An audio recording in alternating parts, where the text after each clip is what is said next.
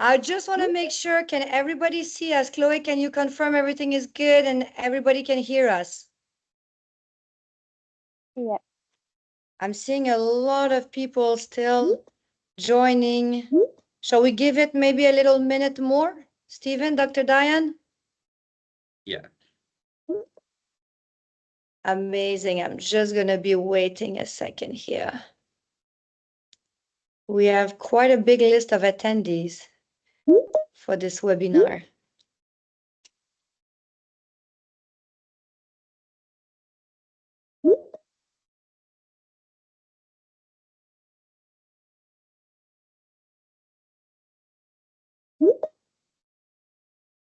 Yeah, this is hard because every time I'm like, shall we start? I have people keep jumping in. I don't know where is the right moment to go ahead. Maybe I think we're going to start by introducing ourselves, as well as thanking everybody. This is our third webinar that we're doing. We've been quite successful, and this one in particular is quite unique. I think all of the three of us were in 3 different continents. Diane, Dr. Diane, you're in the US. In Washington. Stephen, I believe you're in Switzerland now. In Geneva. And, Yep. and I'm in the UAE. Usually we use the facility of the American University in Bahrain, but with Eid coming up and holidays, this was a bit complex. And at the same time, I just want to take this opportunity to wish everybody a very peaceful Eid that's coming up in a few days. So thank you so much. This is one of those ZENDATA private webinar. My name is Isabelle. I'm the co-founder of ZENDATA and co-CEO, cybersecurity that we started 13 years ago now out of Geneva. And as you can see, it is expanding and expanding in the Gulf and in the US. I will let please our very, very, very special guest introducing herself because I'm very honored to have you with us. Dr. Diane, please. Hello, everyone. Hello from outside of Washington, D.C. It's morning time here. So nice to see everybody. Thank you to ZENDATA for hosting this. And I am, as you probably know, I've got a varied background across the U.S. government, doing a lot of cool things. I have a law degree and a PhD in cyber leadership and have been all over the world, but I'm very happy to be joining ZENDATA today. I have retired from the federal government, and I'm currently the CEO of Janos LLC. So you can find that on dianejanosek.com. But today I'm here with my partners, not my partners in crime, just my partners, ZENDATA. So thank you so much, everybody. Thank you. This is pretty much in the subject of partners in crime. Like if I may add, I'm having 2 extremely special dear guests and colleagues because like the world of cybersecurity as it is today, it's really because of you, Dr. Diane, and also because of Stephen, who's very known of breaking password the quickest in the world of 8 characters and less. And also my co-CEO, Stephen, I will let you introduce yourself, please. Thank you, Isa, for this wonderful introduction. Following the introduction of Diane, it's always a little bit complicated to shine, but I'll do my best. So my name is Stephen Meyer. I'm a cybersecurity engineer out of EPFL. And as Isa said, I have a history working on cracking passwords. But nowadays, apart from working in the management of ZENDATA, I have a deep expertise in threat intelligence, risk assessment, and of course in the operations of protecting organizations. Thank you, Stephen. Indeed, this is something that's part of our day-to-day, including with the Diane. But I know that the guests are quite technical that are joining us today. But just to set up the stage clearly so we all know what we're talking about, maybe, Stephen, you can start by just explaining to us what's the difference actually between the dark web, the deep web, the surface web? Yeah, so let's keep it very simple. We have the surface web or the open web or the clear web, which is actually everything you can find with Google or Bing. If you don't like yourself and you want to suffer, you go with Bing, but usually you just Google, it's enough. Then you have what we call the deep web, which is essentially everything that I would say more complicated to access because you need identification. So it's username and password. This could be some specific forms that are behind the username and password, but mainly it's corporate data. So it's something that's connected, available on the internet, but only for the employees of an organization, and therefore you have less access. Again, there's sometimes some debates. For example, if you have a newspaper behind a paywall, is it considered the deep web? Yes or no? Honestly, this is not that important. It's really, is it something that's easily accessible or indexed from the web browsers? And then we go to the interesting one, or anyhow, the one of today, is everything about the dark web. And maybe explaining a little bit what is the dark web. And actually, I'm very proud to be the one explaining this, because while preparing this webinar, I went through my emails, and I've been using Tor, so the tool that allows you to go to on the dark web. I've been using it since 2005. Oh, So wow. it's been a long time. It was before it was that easy. You had to install a number of applications. And I found an email saying that I was the biggest donator of Tor in Switzerland at the time. So it's a whole story. And I even found an email I sent to a professor at the university when I wanted to do my PhD, telling him I wanted to do research on Tor. And he kind of replied to me, well, it's a nice topic, but everything has already been written on Tor, so there's not much more to look for. So it's interesting to see how the world has evolved in the last 20-ish years on this topic. So anyhow, the idea behind Tor is how to create more anonymity on the internet. When the internet was invented, first of all, the security part was very far away, but it was something that had an idea of anonymous. Everybody can publish what they want, and they don't have to use a real identity to do so. And it's still the case. I mean, when you go on Facebook, you can put a pseudonym. When you go on forums, you can put a pseudonym. But at the end of the day, your real identity can be found. People can track back your IP address, the address of the computer you're using, to see who you are. And this goes with the telco operators. And it's by the law, this is the way it has to be done. So people are accountable for it. The idea behind Tor was to create anonymity. And this anonymity, essentially how it works, you have your computer over here, you go to one intermediate computer, another one, a third one, then you go at your final destination. So at the end of the day, the computer you're connecting to, the server you're connecting to, cannot know who you are because there's so many intermediaries. And this is what created the Tor for your anonymity. But then they realized that it's not only the person who wants to go to the internet who wants to be anonymous. It's also the server that's hosting the service that wants to be anonymous. This is going to offer two things. First of all, it's going to lower the type of attacks governments can do to try to do some timing calculation between two devices and see who's communicating with who, but also to protect the server where you're posting the information for it not to be seized by law enforcement. And again, the main idea over there, because we should not forget, it was a DARPA initiative. So, I mean, it was a US state-sponsored initiative, this Tor. It was for countries where you did not have the freedom of expression, and you were using Tor in order to be able to express yourself. So they created something that was called the hidden service. And it was kind of moving the service inside the Tor network. And in this way, people could not know where the server was, and it was adding a lot of anonymity. And this is kind of what is Tor all about, anonymity using high encryption algorithm in order to ensure it.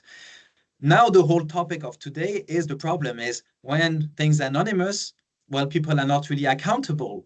And when they're not accountable, well, people act in impunity. And when this happens, the worst of the people might come out. And this is why the dark web is not the web of the pony bears and I don't think we say pony bears. No, the little ponies. I was trying to remember the little ponies, but it's really the world where most of the worst things are happening. So basically, dark web is your tones as you used to use it. I don't know if I can ask Dr. Diane, if you know when the NSA, if yourself, when you started to use tone back in the days, if Steven is at 2005. I've said before then. A little bit before then. Yeah. So I just thought I might add like a kind of a simple approach to what Steven was saying. I know there's a lot of technical people out there, but some folks are just kind of scared of the dark web. They never want to go there. They just want to know what's going on so that they better protect themselves. So I was thinking about it. You could be that person that does everything right, right? You don't walk alone at nighttime. you lock all your doors, you're very cautious about kind of what you do and what activities you engage in. Can you still be impacted? And the absolute question is yes, because if the banking system that you use gets compromised and your personal data is sold and it's on the dark web, becomes available, you can be compromised. So I think that's what makes it a little bit alarming for people is that no matter, you do everything that you possibly can, you do your due diligence, you invest in different tools for personal and physical security, and digital security, and you can still be compromised. So that's a little bit of scary part about it. And then I wanted to mention, in terms of the tiering system, in terms of the open web, or however you want to call it, and then the dark web and the deep web. The way that I think about it is on the internet. The internet is like a postcard, right? You type your information in, everything may be plain text. You can kind of read what's going on, right?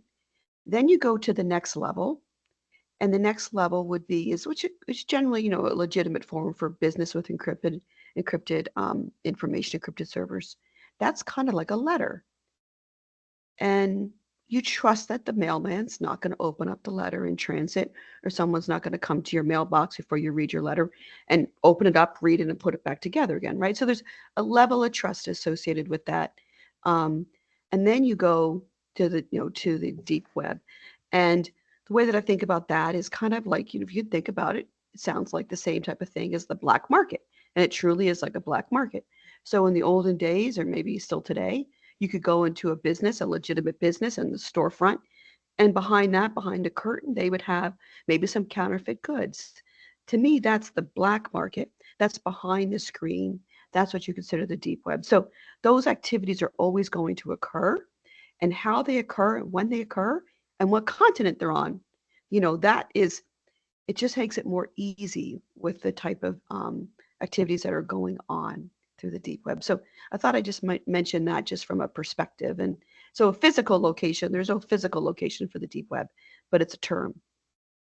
Yeah, you're very right, Dr. Diane. Thank you, Stephen. And I know it's very difficult. Every time we do those webinars, there's a million things we want to talk about, because even this, I would respond to both of you.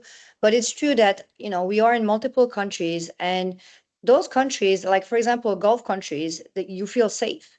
You are safe. There's cameras everywhere. You walk everywhere. You don't lock the door. My keys have been in my car since I don't know how many months it's there. But your attacks, counting from dark web, deep web, when it's getting staged, sniffing around, all of these things, most probably they don't come from here. It's not the same, threat actors. But I just want to kickstart the surveys. We're going to do like 2, 3 questions like this. I don't know, Chloe, if you want to help me out here, but I would like to have you participating and let us know, to 1 to 10, for you, how much anonymity is important to you when you go online.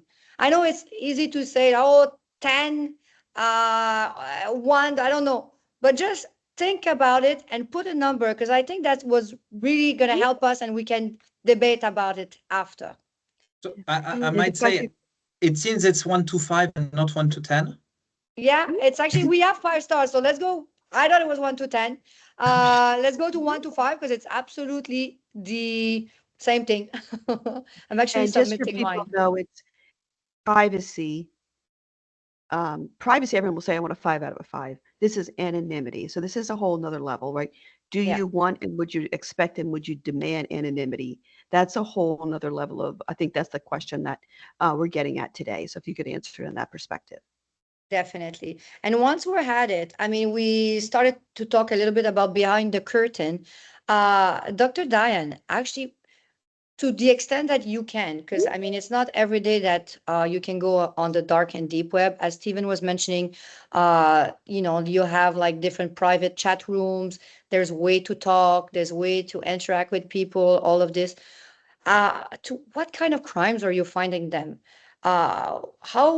What type of crime, what type of criminal, ransomware? How did you see it throughout the years being used? Has it changed a lot, for example? Okay, so that's a great question. So generally people are thinking about what are the top 4 things that the dark web is used for. And it's something that we would expect, right? Most obviously is drugs. It's a problem, very much a problem, in the United States.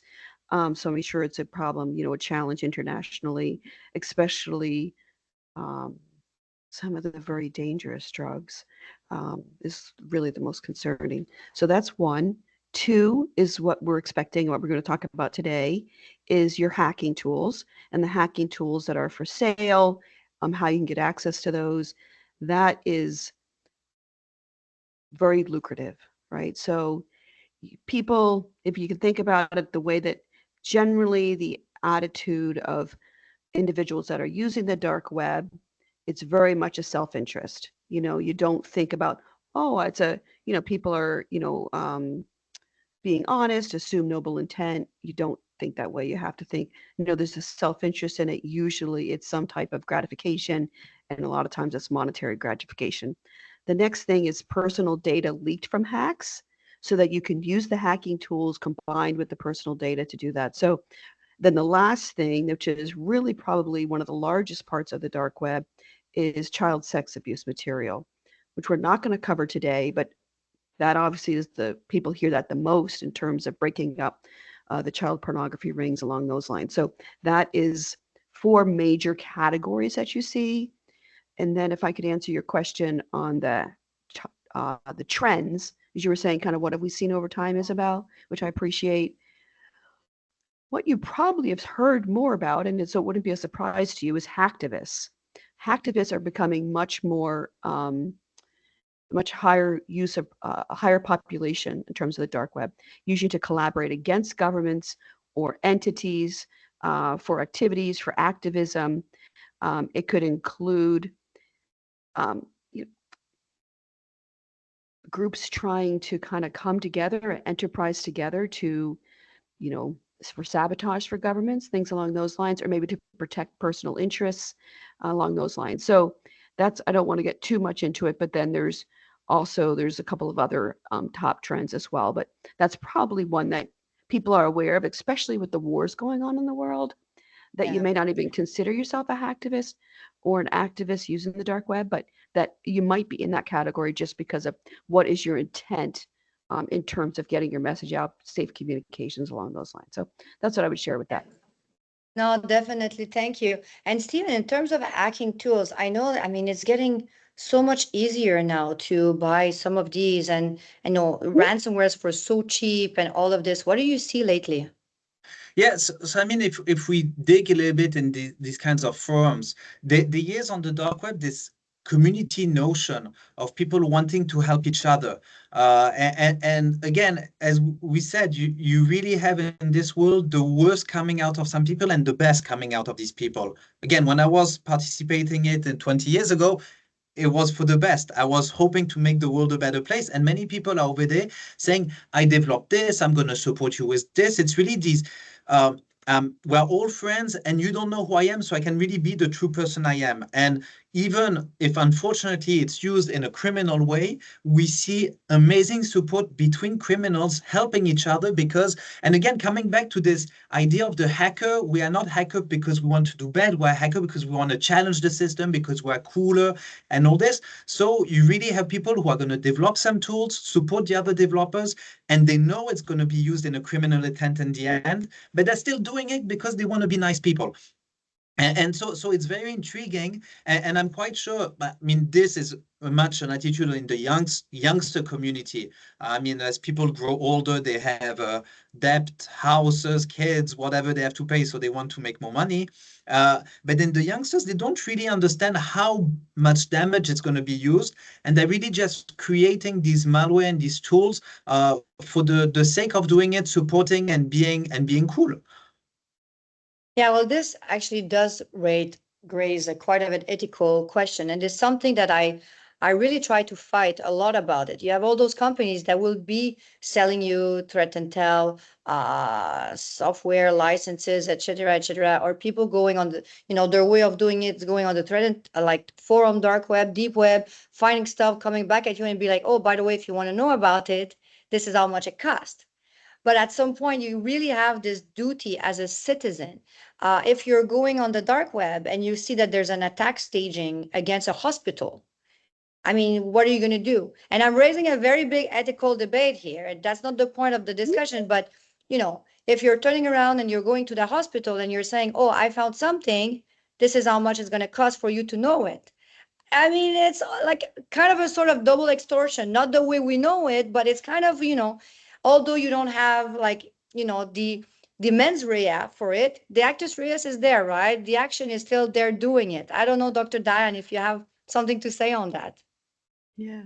Well, I appreciate that. I've mentioned in the hospitals. So that's happened right in the United States with ransomware attacks on very large healthcare systems. So as you can imagine, right, the hospitals don't want to perform surgeries without getting paid for them. So, or they may not want to they want to make sure that their systems are online. So just recently that happened, right? And they literally stopped for days operations, like people's surgeries, scheduled surgeries to have different things. And it was like truly affecting people's lives, right? Their health. And so it that those ethical concerns are very real. They come back to people. At the end of the day, we're all human, and you want humanity helping humanity, and then at the same time, are you in it for yourself? So there's the ethical concerns and the moral um, obviously very much exist, and then also the sovereignty of U.S. governments and sovereignties of all governments, in terms of nation states protecting their interests. So those that that tension Nothing. exists. Yeah. You're right. And I guess well, I'll let you have. I was Yeah, just going to say, I guess, Stephen, on your side, being on the private sector, I guess there must be some teaching to like evangelization to be doing or something. yeah, and to go back to your example, there are some times where it's very trivial. You see a data leak coming, and you have the name of the organization. I mean, or even they give you some indication that's so clear of what's going to happen. You can kind of pick up the phone and call and say something's going to happen to you.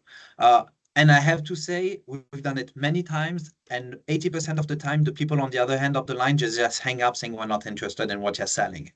But when it gets even trickier, is we have like something saying there's a major financial institution in Geneva that's making at least, I don't know, $500 million of revenue. Okay, I can think about many of them. Should I call each one of them saying maybe you are the one being targeted?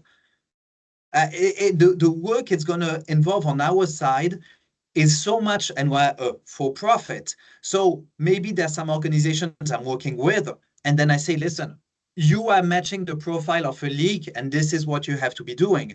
But I'm not going to start fishing each and every one organization that might have been the target in this case. So I think there is definitely something you want to do the right thing, but you cannot kill yourself at doing the right thing, especially if the people you're trying to reach out to are not interested into it. And this is where there's a tough balance that we have to figure out in order to know how we want to position ourselves.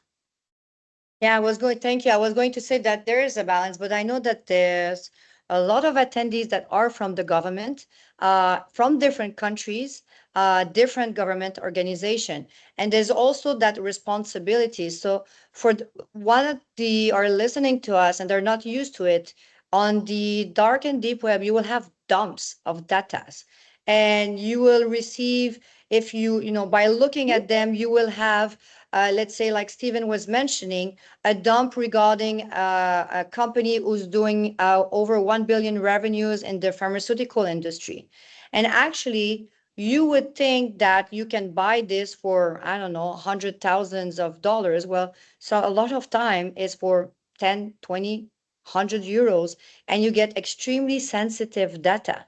So monitoring the dark web becomes extremely important. And I think we're going to get into this to give you a lot of information, but since I have the chance to have you both, and both of you has a very, extensive professional career in this regards, in threat intelligence and dark and deep web monitoring with more threat intelligence career, what are the most shocking and unexpected experience you had or you have seen in the dark web, Dr. Diane?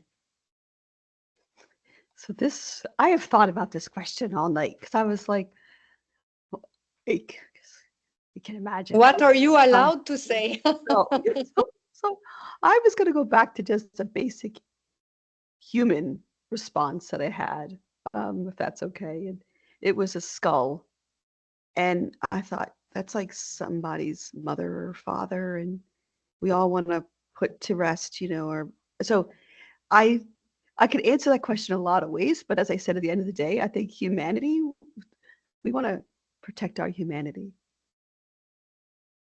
Wow, this is shocking, I have to say. I will think about this one for a few days, actually.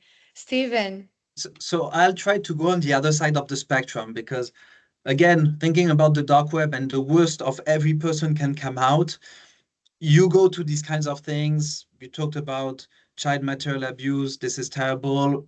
Body parts. This is terrible. So I tried to figure out what was the weirdest things I've ever found.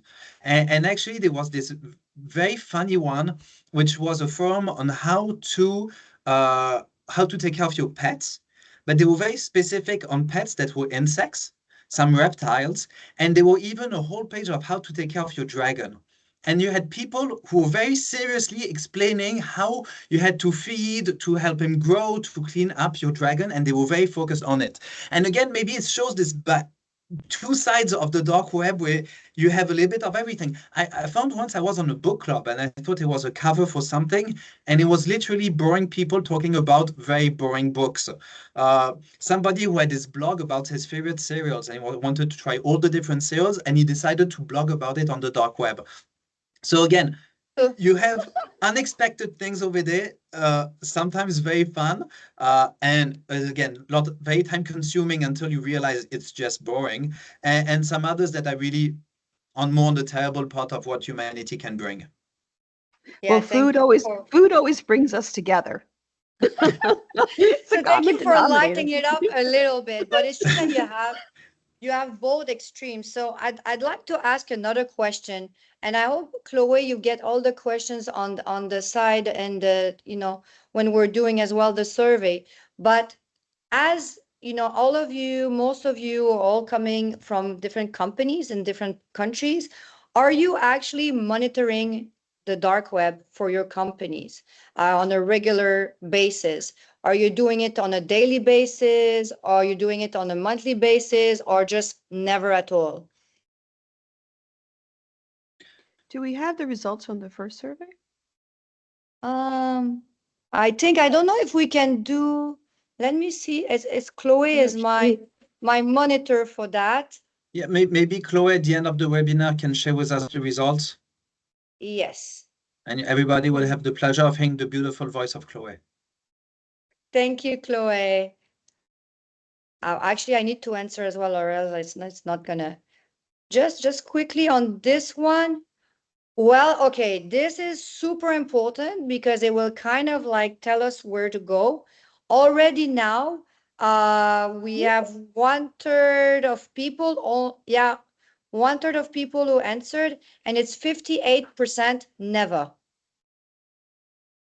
So I would just like to, maybe have Stephen on that, because I think it's important we take, is that bad? Is that good? I know the answer, but why would it be important to actually monitor the dark web? Well, I'm deeply hoping that everybody who answered never is because somebody else is doing it for them, and not that nobody is monitoring it for them. And I think, again, and this is going more in depth of what we can expect to find in the dark and deep web when you want to protect yourself. And I mean, the most obvious thing that you're going to find is everything related to data breaches. So is my company or is myself being mentioned on the dark web? Because maybe we got hacked and we did not know about it. Maybe because somebody thought he hacked us and he's publicizing it. And this is just a very random case. We had an organization that had his name that was shown as a victim of a ransomware group, and it was not them. But then you still had all the journalists, all the clients, everybody reaching out to them saying you got hacked and you did not tell us, and it created a whole scandal. So even if you're well protected, just looking at these kind of things, it's super important. And I think this is one thing. It's kind of maybe a little bit reactive as an approach, but at least you are proactive in order to find things before it gets really too late. Then you have everything maybe related to the hacking tools we talked about. At the end of the day, you need to know what you have to be defending against. So what are the technologies being hacked nowadays? Am I safer? Random question. Am I safer with an iPhone or with an Android? I cannot tell you, but I can tell which one hackers are more focused on, which one has more the type of malware being developed or being publicized, or which one is cheapest to attack. So this can give you indication. And again, iPhone is an example, but when you talk about business applications you're using, going even deeper, like if we start looking at some adversary groups, specific adversary groups, how are they attacking? How do they do their initial access? What are they asking for?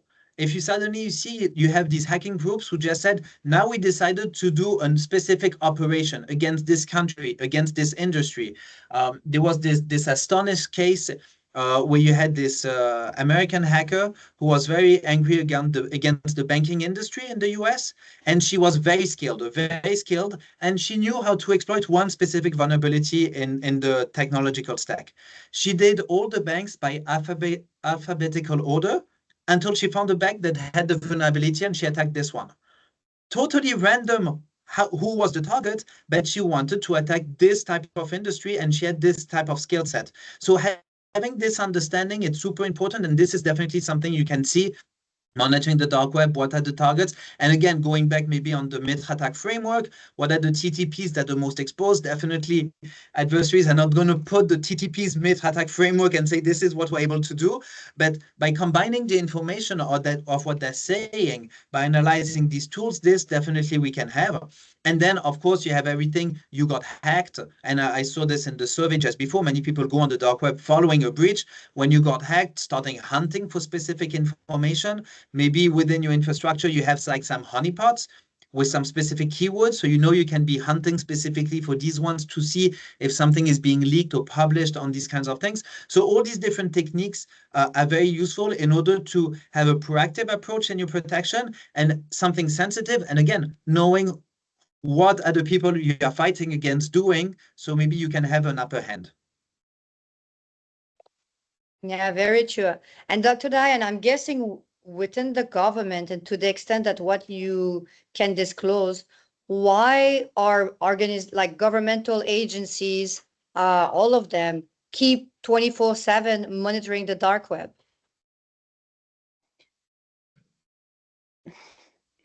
So I think to go back to my earlier answer with respect to hacktivists and sabotage, in terms of countries' national security being concerned, in terms of imminent threats or just systematic threats, it even could be like a long lead time over time. The expectation is that whatever country you're in, is that your government should be protecting you as a citizen and their homeland in terms of their economic security and intellectual property and national defense and intelligence activities. So we want governments to be involved and to be participating and to collaborate with each other, right? Usually the largest takedowns of illegal activity is usually done through collaboration of nation states, because the governments are the ones that have the ability to use their enforcement arm through the criminal area to arrest people and do different things. So you want to have the government involved in some respects. So that's where the catch-22 happens. As some people, it's like, how much do you want them involved? How much freedom of movement do you want on the internet? And so that's where there's kind of like that natural tension, I guess you would say, between where your friend or you. But because you actually, I mean, if you were the victim of a severe cybercrime, which happens every single day in the United States, you do want assistance, because at the end of the day, you're just a little guy. And so you do want assistance. So how you get that assistance. So I do agree with Stephen that you want to invest in some type of dark web monitoring, even if you do nothing on the dark web, because you actually don't know what's out there about you, what's going on, how you're being compromised, what your vulnerabilities are, the people around you, your allies, your trading partners, your business partners. You really want to have some type of sensitivity in terms of how that's all being compromised or potentially vulnerable and causing you harm. Yeah, you're totally right. And same thing with the supply chain attack. I mean, we've been talking about it quite a lot.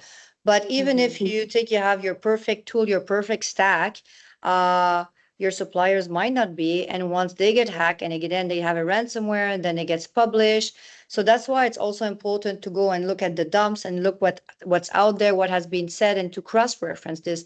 I know that this is something we do quite a lot actually on a daily basis. It's really important to get this data, classify it, etc. I mean, for us, unfortunately, it happened, I think 3 years ago before COVID, even in Switzerland, where it was complete towns that were hacked and everything was just dumped on the dark web. I mean, we went through this and we helped the government in that regard. So we're used to have governmental disclosure between each other, but I think it's also important to have private entities helping and doing those PPP that we talk so much about. Dr. Diane, but what are because I mean, it's easy to say, oh, remaining, anonymous on the internet. Yeah, because you can have a pseudonym and all of that. But in the dark web, like, what are the actual methods that the criminals are using to remain undetected? Right. So Stephen reminded me to make sure I say, we don't want you to become a criminal. It's actually a fair point. Fair point. We're not advocating, criminal activity, but some level of protection. So we've heard, Stephen mention the Tor browser that's been around for some time in terms of using, an encrypted browser. So there's Tor is one browser. There's other browsers that you can use. So that's number one, right? Identifying what type of browser you should use. This is just for everybody. And then a little more activity on the criminals. VPN. Some people, I heard somebody say yesterday, well, if you use one of the browsers, you don't need to use a VPN. I disagree. I think it's another level of security, notwithstanding the jumping of the nodes within the browsers themselves. The thing that criminals are also using are Bitcoin tumblers. So you have to pay for different services or even materials through Bitcoin. That they use it through a Bitcoin tumbler. Some people would say, well, what is a Bitcoin tumbler? I think most countries have some form of lottery. They may not have a form of lottery, but you may have seen it, where they throw all the balls into a thing and it jumbles it all up. That's essentially a Bitcoin tumbler. So you can't identify, where the one particular Bitcoin came from or the collection of the Bitcoin. It's enough of a, it just shakes things up, so to speak. So it makes it a little bit harder. We obviously use, and legitimate and illegitimate purposes. There's using of PGP as well as encrypted chats, which would be helpful. What we often see with criminals is using of fake personas. And so what they do is they have to take it to another level in terms of using a standalone computer, fake persona, not shipping to their actual house, make sure nothing is connected to their actual persona, stripping out the metadata from their photos. But at the end of the day, what I think is important for people to know is that, criminals make mistakes and they're persistent. You'll figure it out and you're going to get caught. So, law enforcement, especially international law enforcement collaboration, is helpful. So you have to also, but on the personal level, for the people on the call, I think that you have to just think about your own operational security, which is OPSEC, they call it. But it's not just yourself, right? It's who you partner with and who you're sharing information with. And so that's why I always say it's like a team effort, because it really is. You are, your network, so to speak. So you have to be careful on that one.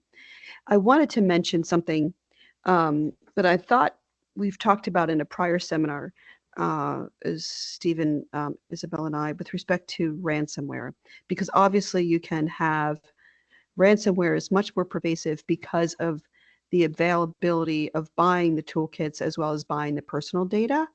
And I just thought we might just want to mention to people why things have changed so much and why ransomware is so much. And that is, and I'll let Stephen jump in here, but the business of ransomware is truly a business, right? It's truly an enterprise. It operates a criminal enterprise.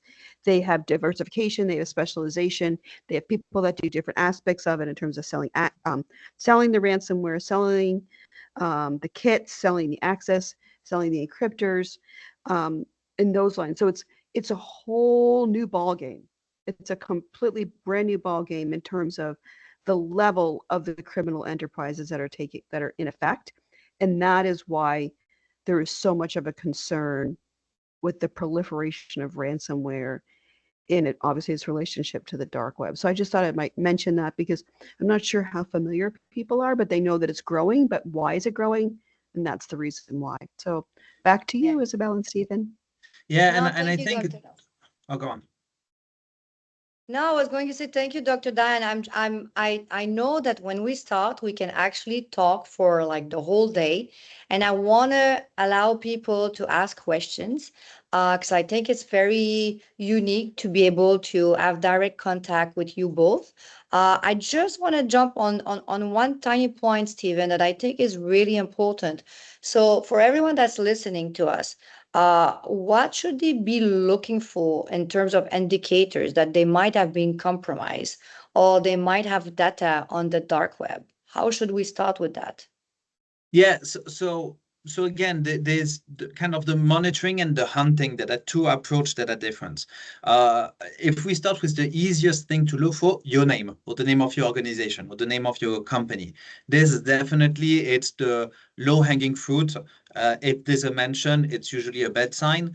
Again, if you're a very well-known brand or a global organization, sometimes you're mentioned not because they're attacking you, but because you're an interesting topic. Again, dark web, people are talking about recipes, about book clubs, and about dragons. So you can expect a lot of things.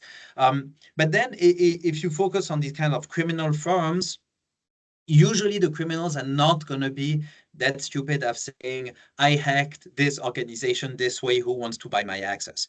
He's going to be vague. Organization in this industry, this country, this revenue. So again, starting to look for this, it's going to create more noise for you, but it's also going to be able for you to broaden what you might get. And these are usually the kind of indicators when something is sold is country, type of organization, revenue, type of protection tools. What is the antivirus that's been deployed? What is the VPN being used? What type of access they have? Are they using TeamViewer or another tool? These kinds of things. So kind of having alerting when you have a combinations of specific words that represent your organization or the stack of your organization, or the scope of your organization. So this, I think, it's definitely one thing. Also, looking for the tools that you're using. And this maybe won't be something that's targeting to you, but might be targeted to organizations using specific tools. And this, we see it very often. Hackers criminals spend a lot of energy developing some skill set, some tooling, then they want to use it as much as they can. If you see that they're starting systematically to sell access to specific environments that have these tools and you have the same tools, it can be a real red flag for something to look for. Then, of course, you have things that are more the active hunting. So when you know that something happened within your environment, you can then start looking for names of employees that might have been attacked, for some specific documents, for some specific keywords you have within your documents, schematics, some passwords, all of these kinds of things you can look for. And maybe a last thing, and this is what you talked about when you said supply chain before, Isa. I think it's a very important topic. You might not have been attacked, but your supplier or your partner or your customers might have been attacked, and this might have an impact on you. For those who have been following the news with the Snowflake incident with the Ticketmaster, I think it's still not conclusive what exactly happened, but it appears that Ticketmaster opened a free account on Snowflake, never protected it because it was a free trial account, uploaded data, got hacked because, well, the guy who did not follow best practice because it was just a POC. And now all the bad publicity is going on Snowflake when it wasn't even a customer of those. They just opened a free trial. But having this kind of supply chain is really important. So even when you have an organization, and there's been a number of very large organizations in Switzerland, but also I know in the GCC, in countries we work with, where there have been some leaks. And within the leaks, there are some critical information for some of our customers, or some of our partners, and it's things you don't want to be online. And the impact that they can have with personal identifiable information, with some contracts, with some infrastructure designs, physical or virtual, all these things can have a real impact. And ignoring it is much easier, but tackling it is really understanding what the real threat is. Yeah, no, you're right. And you make me think about something. For example, we partner with Teneo, who is a PR and crisis management firm worldwide. What's important is that sometimes you do have this data that gets leaked. Just leaving it out there and putting your head in the sand is one way. It's not the way we suggest, but actually, and it can be by a supplier. Most of the time, it is by a supplier. Being out there, issuing a statement, an appropriate way to issue a statement showing that you actually care about your customer identity. Even saying, for some of you who have purchased products from that year to that year, you will be in the next year more prone to have phishing attacks.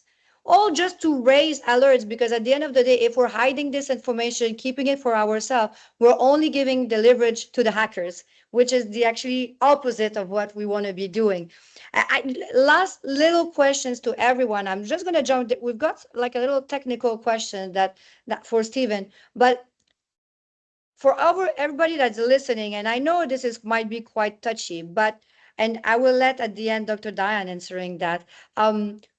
If law enforcement would have the power, do you think that we should be shutting down the dark web?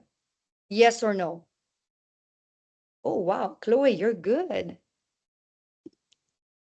I'm very curious. I'm going to let like just a few seconds. I'm very curious of the... Well, only 5 answers, but I'm happy with the answers. No. Oh, Okay. it's moving. Now, It's moving. I love those surveys.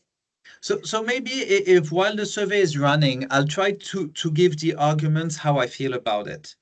And again, maybe going back to the essence of how the dark web was created and with the objective of giving a platform where people can be anonymous. And you know, at the end of the day, this is the same debate with guns, with drugs, with all these kinds of things, where at the end, there is some legitimate use, but most of the use that we see is illegitimate and is dangerous. And what does it bring to society, and what does society lose when we remove it? And I really want us to focus on the question, not if we can or cannot do it, because this, at the end of the day, it's something purely operational, is should we do it? I asked this question many times, and most of the people go on, we should leave it on. I have to say that I want to bet that most of the people who say we should leave it on are people who have not been on it and seen what's happening over there, or have not been a victim of what things are happening there. Because the use cases of people having their lives saved thanks to the dark web, or being able to be the free person they want to be thanks to the dark web, compared to the damage that is creating, I think the ratio is 1 to 1,000,000. You can't imagine. And again, I totally understand that there are people who are LGBT in oppressed countries, and this is for them the only way to express themselves and connecting with other people doing the same thing. And I want them to have this ability to do it, and I think it's something that's important. The thing is that the whole infrastructure of the dark web, with the whole things that have been set up, the whole access, the whole people doing research and development to make it even better and harder for law enforcement to be able to access it, it's mainly profiting to people who are in the criminal marketplace. And there are some platforms, again, Facebook, to name one, where I'm sure you can be anonymous enough for an oppressive government for you to be able to express your personal feelings at the same time without being arrested, because Facebook is an American company and the law over there doesn't oppress LGBT. And I'm Unless quite it's in sure. the country. No, but I'm quite Unless sure it's there are blocked in the ways. country. Huh? Yeah. No, but I'm saying I'm quite sure there are ways where you can work around laws and technique and regulations in order to be able to have this freedom that you're so much looking for. And again, I don't know how many people are using, and maybe if somebody on over here is working for Facebook or another organization like this, how many people are literally connecting to Facebook through the dark web in order to be anonymous compared to the ones using it technically at the normal way. And I'm quite convinced there are not so many people doing so. So I'm rather, if we can take it down, let's do so. Dr. Diane, I'm sure you have a different opinion.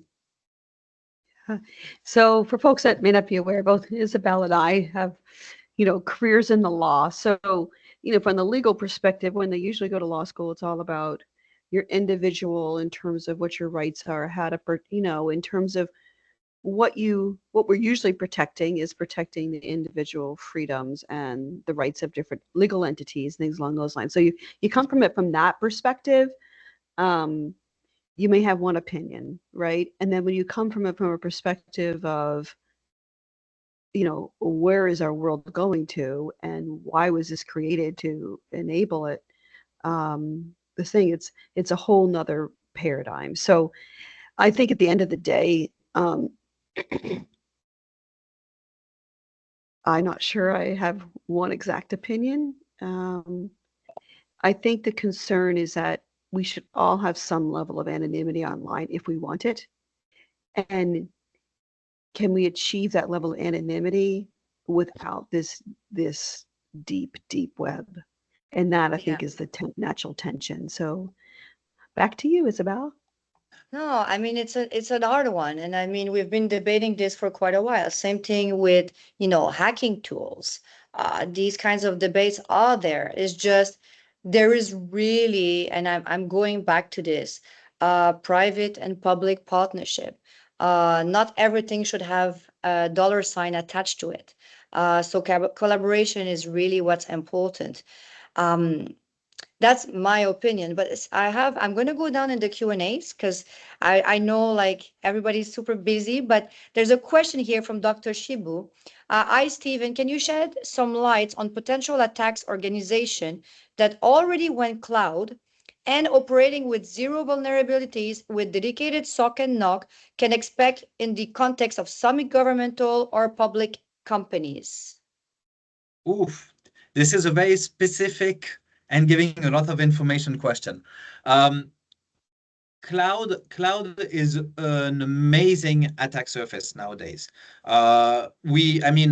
Anybody who saw what happened to Microsoft in the last 6 months saw that they've been at least two compromise of Microsoft itself in its own cloud, just to show the scope. Adversaries understand that most of the organizations are moving to the cloud. Most of the infrastructures are being in the cloud. Software as a service is becoming the thing. So this is where things have to be attacked. And organizations have the impression that they have no vulnerability because they have no infrastructure, but the cloud still has vulnerability because it's still software, it's still hardware, it's still developed by humans. Or AI, which I don't know if it's better, and definitely it creates an attack surface. So cloud is definitely something that's being attacked a lot. Again, how do you access to the cloud? Well, it's from devices. Devices get attacked and go within, move to your cloud. User identities, exposed APIs, workload that are exposed, things that are not secured as expected. All of these are things that create the attack surface. And then the cloud environment itself. Number of times we had to intervene at data centers because cloud operators got hacked.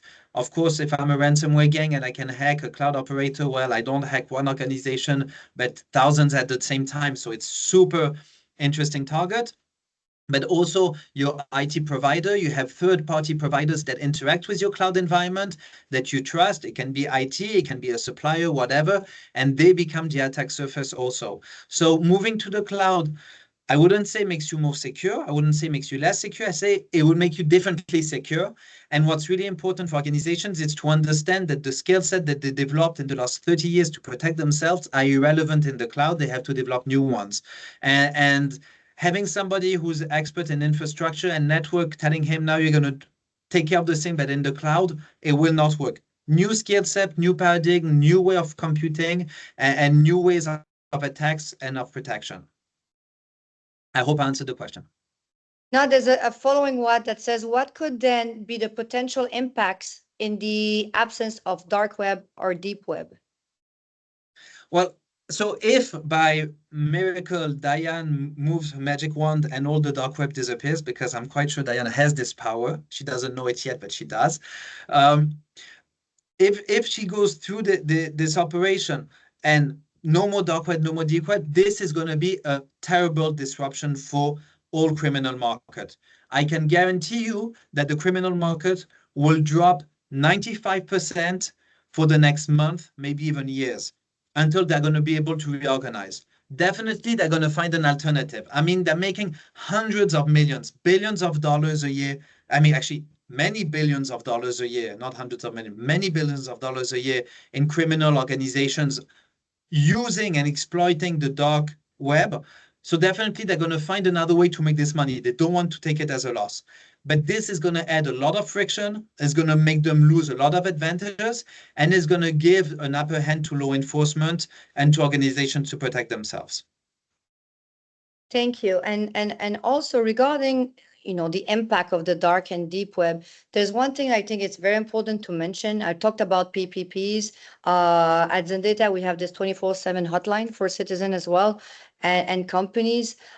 If you are on the dark web or deep web and you notice a crime, or you are unsure that this is a crime, or you feel very uncomfortable with a situation, and you're not comfortable to report it directly to law enforcement, we do act as proxy.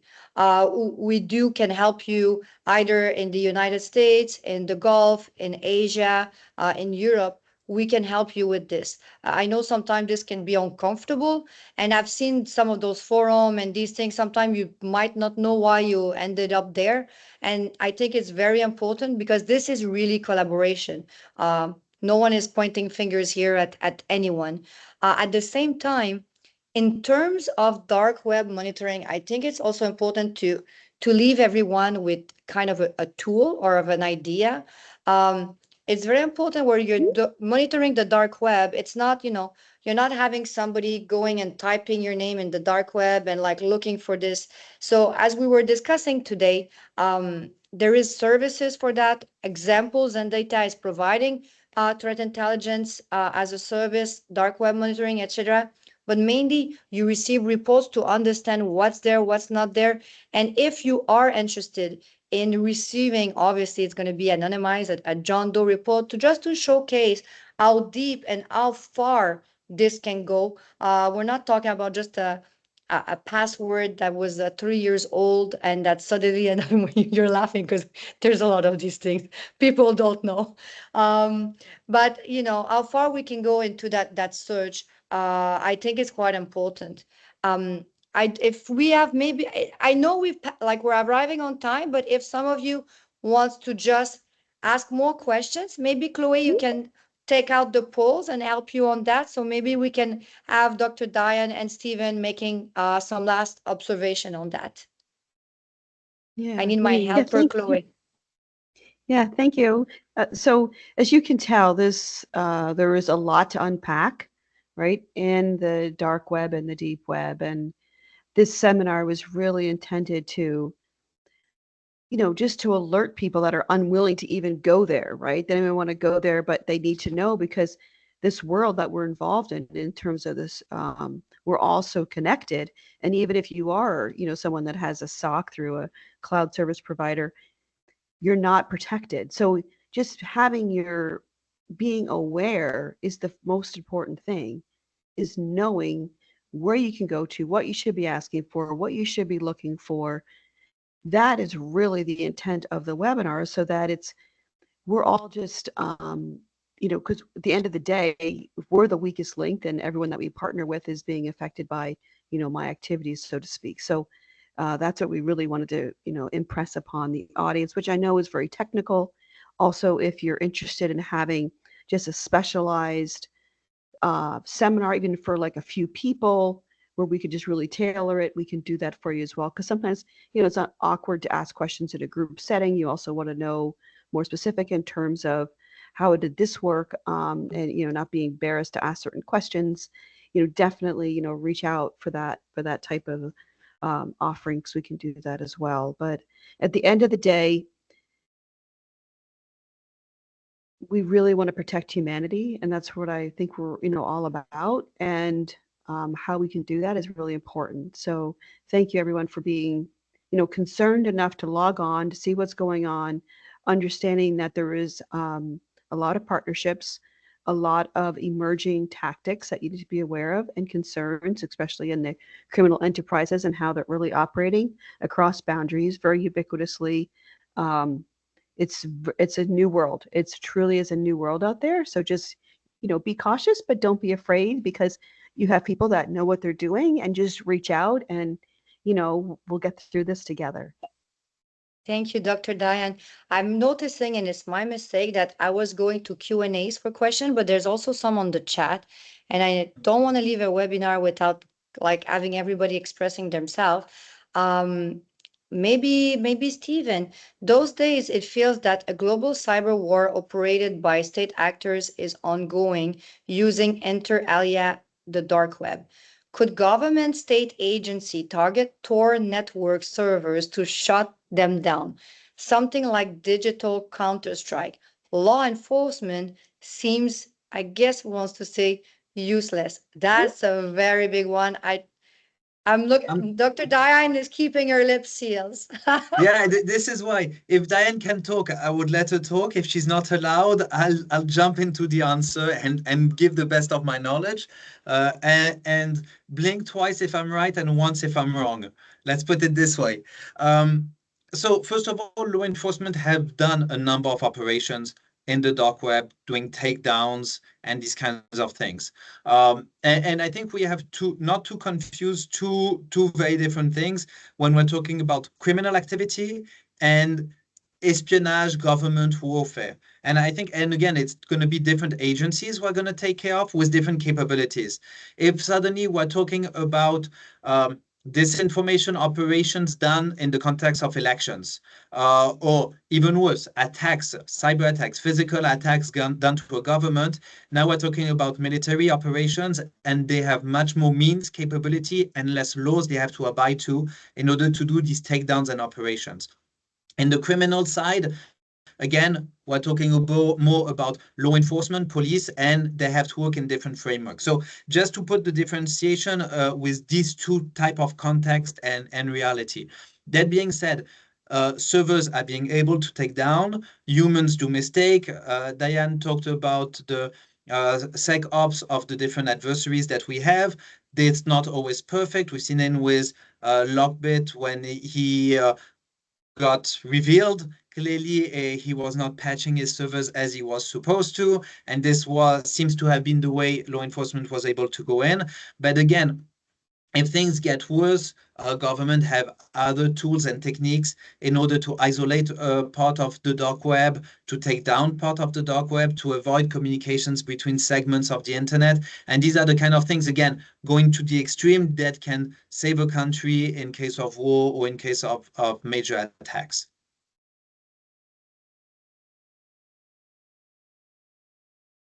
And Diane's not allowed to talk. She auto-muted herself, so she wants to answer, but she cannot. The mic is blocked. It's on automatic mute. There's another question, but I think that it's a tough one, and it's really in terms of compliance. So we are asked if there's a way to demonstrate that we as a company are doing a good job in terms of dark web monitoring, a certificate of good practice of some sort. I mean, I'd like to say that unfortunately, this is a ongoing job. I don't think you can pause it. And this is something, I mean, the world is changing every second. TTPs are changing constantly. We like to say, I mean, in order to know how to defend yourself, you need to know who is going to attack you. If somebody's throwing a rock at you, you can raise your hand. If somebody's coming in with a tank, well, you need to have, your tools in place for the tank attack. And that can be changing all the time. Your company risk is changing. Your current exposure is changing. I mean, if suddenly you're doing a merger in your company, you're more in the press. I mean, companies like Teneo can even sort those risks, etc., etc. So it's. I mean, I'm sorry, I'm answering the question, and I don't know. Maybe Stephen, you want to have also just a little final word on that, and then after I that, can. thinking Dr. Diane Okay. maybe Oh, yeah. is very compliant as well. Yeah. So let me just, if I could, if that's okay with you, the person that asked the question, I mean, you're spot on, right? Because everyone wants to know is, I want to be able to say that I've done enough. And I've done enough because it's always a question of, will I be hacked? It's not a question of will you, it's just a question of when and how much damage is going to be done. So of course you want to be able to tell your business partners that, hey, we're doing everything we're supposed to be doing. So that's a fair question. And everyone wants a stamp of approval, here it is, you're good to go. But there's no such thing. But what there are is there's a number of mechanisms to demonstrate that you've invested in proper cybersecurity practices, cybersecurity education for your employees.